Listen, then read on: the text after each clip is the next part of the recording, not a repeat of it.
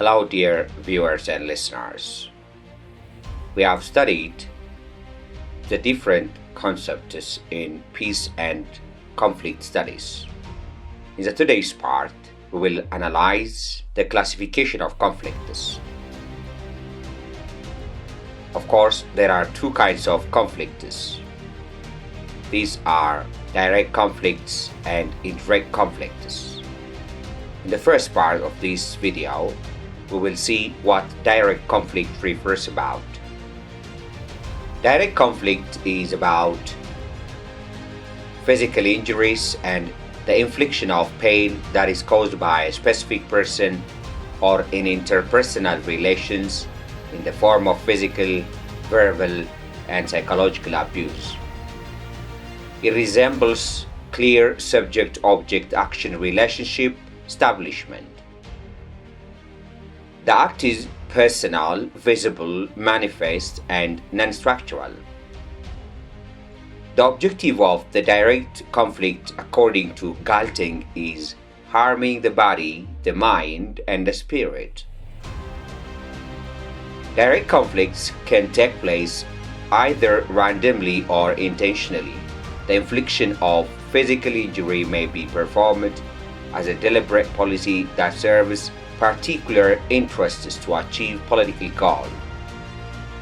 The physical injury may be institutionalized in a prison systems, concentration camps, military organs, and militias, or one group may be assigned to carefully apply violent tactics to eliminate another by means of physical violence, like the case of genocide. So, direct conflicts involve 1.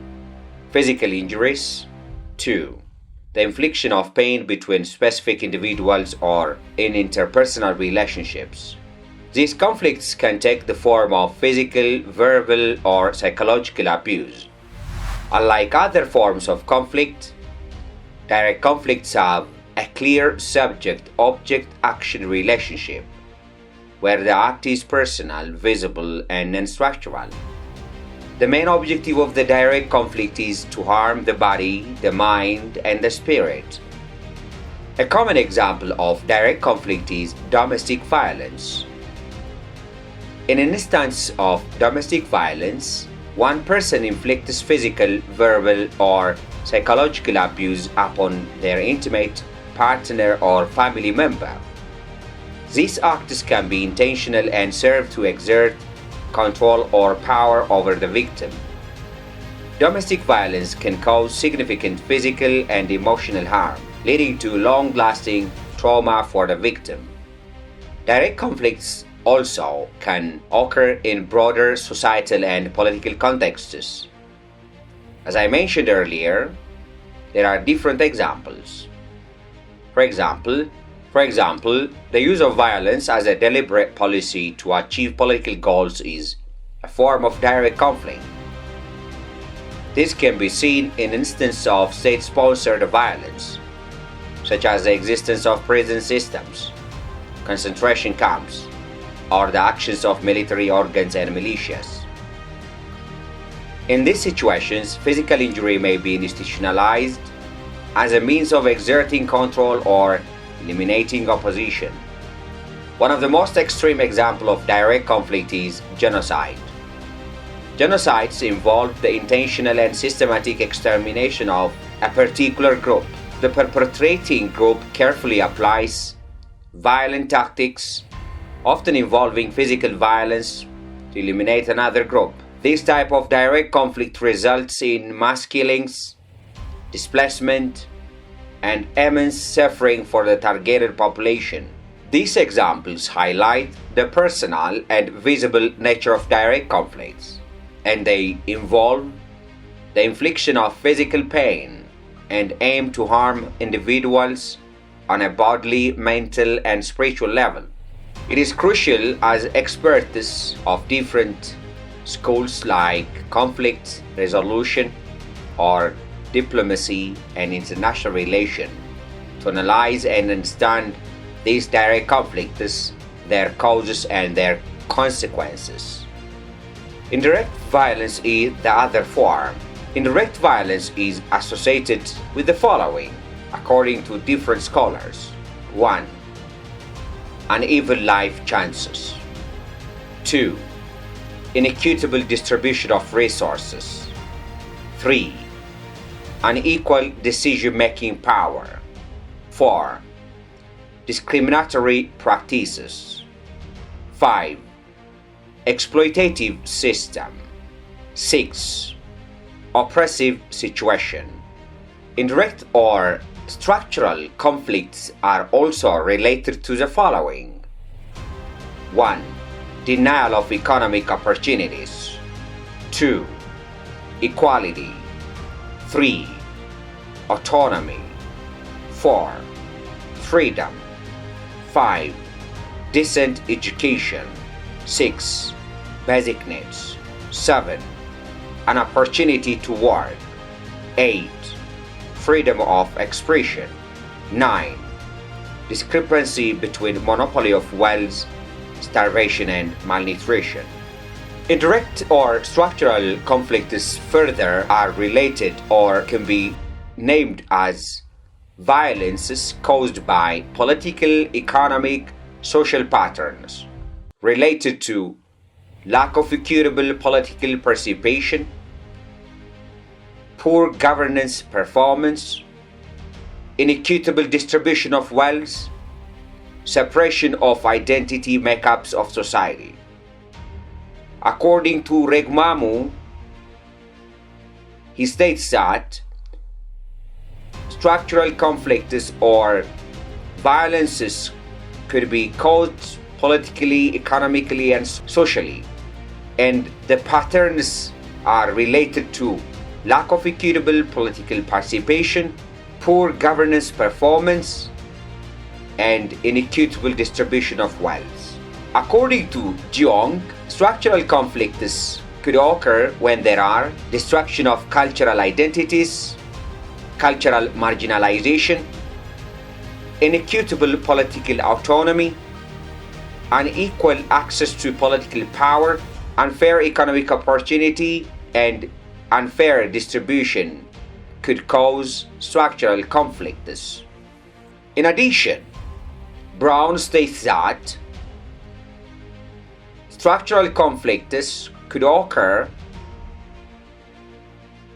when there is weak state or the opposite to strong state. Weak states as a result of their deficient creation or lack of democracy, lack of good governance, and behavior of authoritarianism or deficiencies through the process of democratization. It could affect their intra-state peace and security concerns. When a state structure is very weak, power struggles intensify here and there. Economic corruption expands following the power struggle. The sovereignty of the state will be exposed to the distant forces to exploit the intrastate weakness as an opportunity.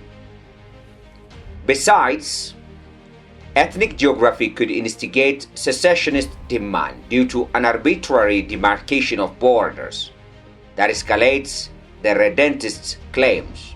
Discriminatory politics, exclusionary ideologies, intergroup politics, and the dynamics of domestic intergroup politics can be a ground for structural conflicts. Indirect or structural conflicts refer to conflicts that occur within broader societal, political, and economic structures, rather than through direct interactions between individuals. These conflicts are characterized by deeply embedded inequalities, systemic injustices, and power imbalances that can generate tension and hostility. So, as an expert or a student of this course, you can understand that these conflicts or these kind of conflicts require a nuanced analysis of underlying causes, states, and dynamics at play. According to Dahrendorf, a prominent sociologist, structural conflicts arise from inherent inequalities and contradictions within social structures. These conflicts are rooted in unequal distribution of resources. I repeat it here. These kinds of conflicts or indirect conflicts are rooted in the unequal distribution of resources, unequal opportunities, and power, which can lead to social division and struggle for power and for control. Giddens, also is another scholar, further emphasized that structural conflicts stem from competing interests and social forces that shape society. Structural conflicts can manifest in various ways, such as economic inequality, political marginalization, or social discrimination. One clear example is class conflict, which arises from the unequal distribution of wealth and resource among different social classes. The very famous writer and philosopher Marx argued that capitalist societies inherently contain class conflicts, as the bourgeoisie and the proletariat have conflicting economic interests. Political conflicts, on the other hand, can arise from the exclusion or marginalization of certain groups from the political system. This kind of conflict or political conflict can be seen in cases of ethnic, religious, or racial conflicts, where specific groups face discrimination or lack representation in decision-making process. When a given ethnic group or the representative of a given ethnic group or religious group or racial group is excluded systematically, marginalized from a given system, that could cause or political conflicts. A political scientist named Lichbard highlights that structural political conflicts often stem or emanate from failures in inclusive political system and the presence of deep-seated social divisions. Another example of structural conflict can be found in gender inequality, where systemic discrimination and bias result in unequal treatment and opportunities for women. Feminist scholars argue that gender-based structural conflicts persist due to societal norms and institutions that perpetuate patriarchy and limit women's empowerment and participation. Structural conflicts typically occur in states, starting with the recognition of inequalities and injustices, followed by social mobilization and the formation of collective action. Scholars such as Taro and McAdam outline the stages of confrontational politics, identifying key moments of contention, protest, and social movements. Marion Young, a political philosopher, aptly stated that structural conflicts highlight the role of social institutions in shaping and perpetuating unjust or unfair relationships and point to the need for larger societal change to address these systemic issues.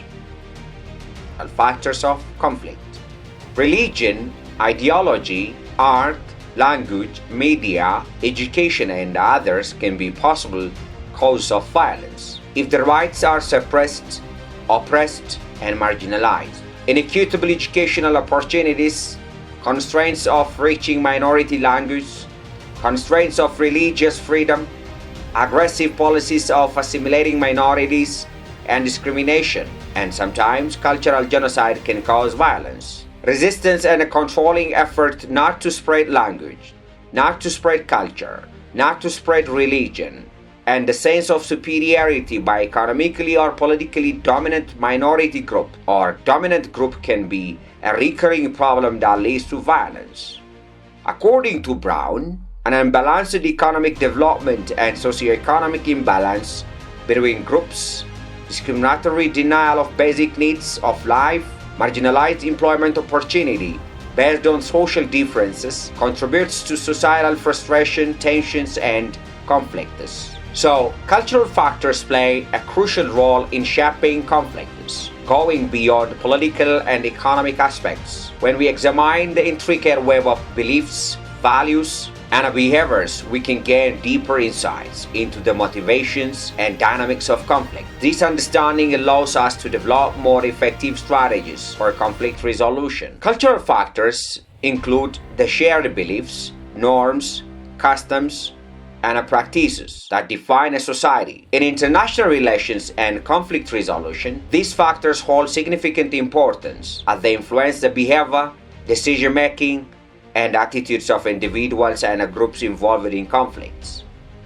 Understanding cultural factors allow us to navigate complex conflicts and promote peaceful resolutions. So, let's see some examples of cultural factors impacting conflicts. 1. Power distance. In societies with high power distance, conflicts often rise due to disparities in authority and social hierarchy.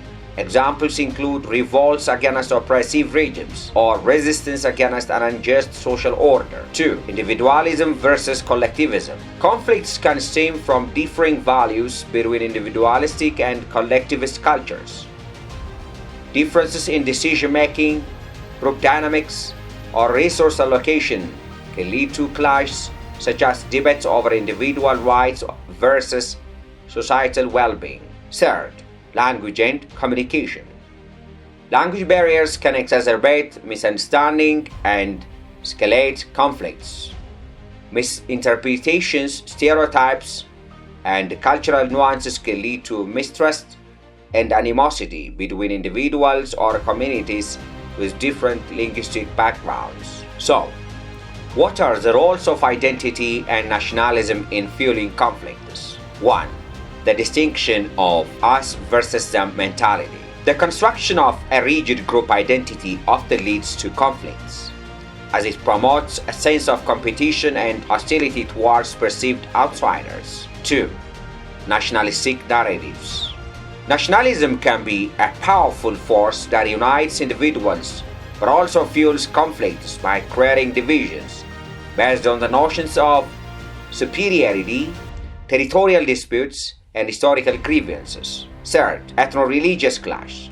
Differences in religious beliefs and ethnicity can form fault lines that lead to conflicts through acts of discrimination, persecution, or attempts at cultural assimilation. 4. Religious conflicts. Historical examples like the Crusades in the Northern Ireland or the Israeli-Palestinian conflict highlight how religious differences can spark and perpetuate long-standing conflicts. Ethnic conflicts. From the tensions between Hutus and Tutsis in Rwanda to the Bosnian War, deep-rooted ethnic divisions can fuel conflicts, leading to violence, displacement, and suffering, even genocide. So, the importance of understanding cultural factors in conflict resolution helps 1. For effective mediation. Understanding the cultural factors at play enables mediators to bridge divides and foster dialogue, leading to more successful conflict resolution processes. 2. Promoting tolerance and cooperation. By recognizing and respecting diverse cultural perspectives, we can foster a sense of tolerance and promote cooperation, reducing the likelihood of conflicts. So when we summarize, cultural cause of conflicts can be summarized as follows. 1. Cultural discrimination against minorities. 2. Inequitable educational opportunities. 3. Discrimination of language. 4. Constraints on religious freedom. 5. Forced assimilation of identities. 6.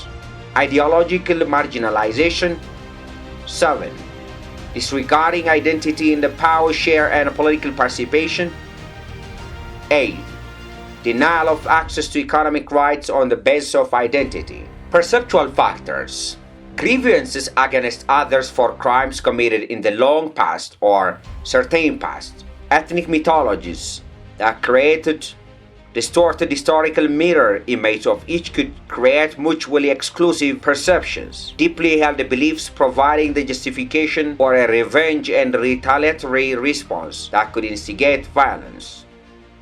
Perceptual factors could be said that hatred for the long past or recent past injury, or hostile history and deeply held beliefs, providing the justification for a retaliatory response. And the perceived facts may be misperception or myths, but these all could lead to conflict. So we can say that perceptual factors could lead towards conflicts. The perceptual factors that cause conflict between ethnic and religious groups are different. These conflicts often rise due to historical grievances, distorted mythologies, and deeply held beliefs that create misperceptions and hostility between different communities. One of the perceptual factors that cause conflict is grievances against others for crimes committed in the long past or recent past. These grievances can be based on historical or recent events that have created resentment among ethnic or religious groups. The perception that one group has committed injustice against another can lead to feelings of anger, humiliation, and a desire for revenge, creating a cycle of violence that perpetuates the conflict. Another factor is ethnic mythologies that create distorted historical mirror images of each other.